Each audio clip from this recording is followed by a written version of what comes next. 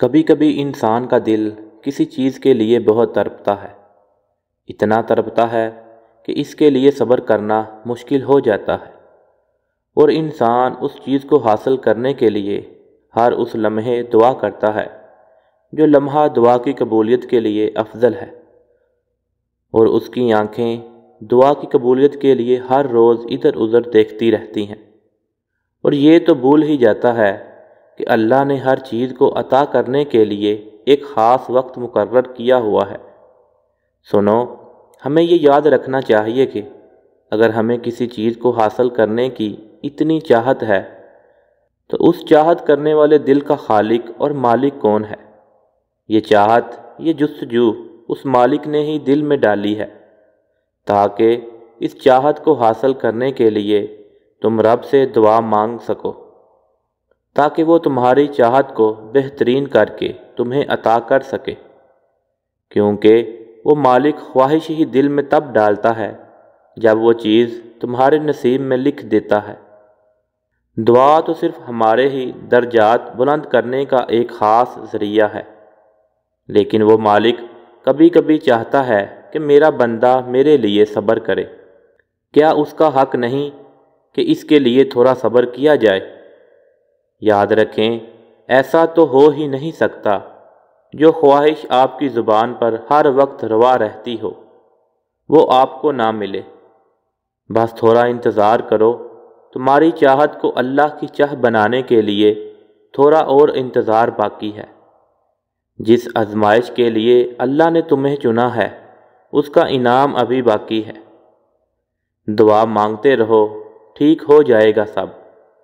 اللہ کی دیر میں کتنی بہتری ہے یہ تمہیں تب سمجھ آئے گا جب آپ کے سجدے شکر کے سجدوں میں بدل جائیں گے۔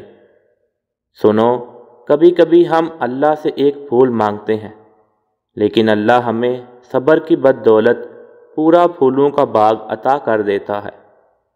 اپنے اللہ پر بھروسہ رکھو، کیونکہ ہر مشکل کے بعد آسانی ہے۔